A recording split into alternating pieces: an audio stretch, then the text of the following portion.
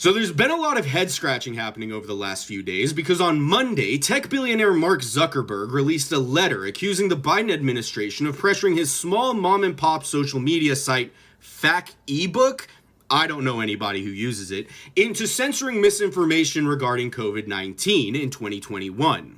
This has raised a few eyebrows because Zuckerberg has historically been very supportive of the Democratic Party, going so far as to donate millions of dollars to the Biden campaign itself in 2020. And it's had a lot of people asking, why is he releasing this letter now? What does he get out of this? And the answer is actually surprisingly simple because it's only 5 letters long, and that is AIFTC. You see, in 2021, the Democrats appointed absolute slay queen girly pop boss bitch Lina Khan to the FTC, who levied a very critical eye towards Silicon Valley and the way that the social media market developed over the course of the 2010s. An eye that she has since turned towards the burgeoning artificial intelligence industry, like some sort of morally good, trust-busting Sauron. Back in May 2023, right as AI was just starting to ramp up its hype cycle, Lina Khan was already writing this article for the New York Times, and I recommend everybody go read it themselves because it has a lot of very prescient talking points, and I'm only going to cover a few that are relevant in this video.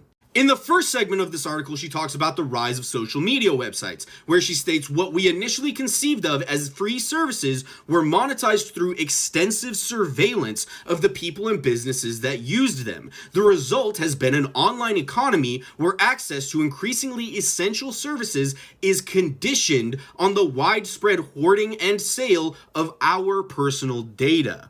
She then goes on to discuss how this profit incentive naturally prompted so many of these companies to develop highly invasive technologies, all with the purpose of better tracking our data, as well as engaging in highly predatory market practices that helped them shut out competition and establish a virtual monopoly, or more specifically, an oligopoly, stating what began as a revolutionary set of technologies ended up concentrating enormous private power over key services and locking in business models that come at extraordinary cost to our privacy and security. But the meat of the article comes into play when she starts discussing how these same market forces will start to influence the burgeoning artificial intelligence industry. And keep in mind that this article was written in May 2023, yet a lot of the immoral uses of AI that she suggests might happen, we have already seen come true in summer 2024. Whether it's highly targeted phishing emails that use keywords harvested from your social media data,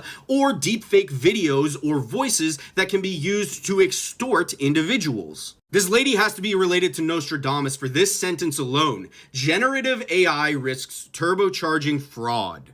And then in this last segment, she talks about how these AI tools are being trained on huge troves of data in ways that are largely unchecked, which not only have we already seen AI models engaging in discriminatory behavior because they have been trained on discriminatory data, but also we are watching as these models start to collapse under themselves because they collapse under recursive data models. In other words, they are being trained on a lot of open source data from the internet. Yet, a lot of people are using these AIs to create data on the internet. So the AIs are now starting to consume content created by AIs, and this is creating a huge problem that should be regulated and kept in check.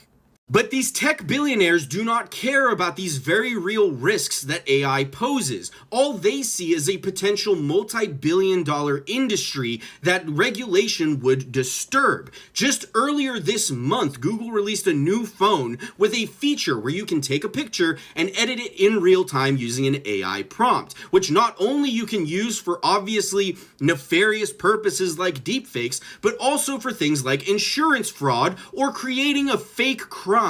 In short, the reason that Mark Zuckerberg and other tech billionaires want to paint the Biden administration as this authoritative governmental body is because they want to make money, and they don't care if the rest of humanity is going to suffer for it.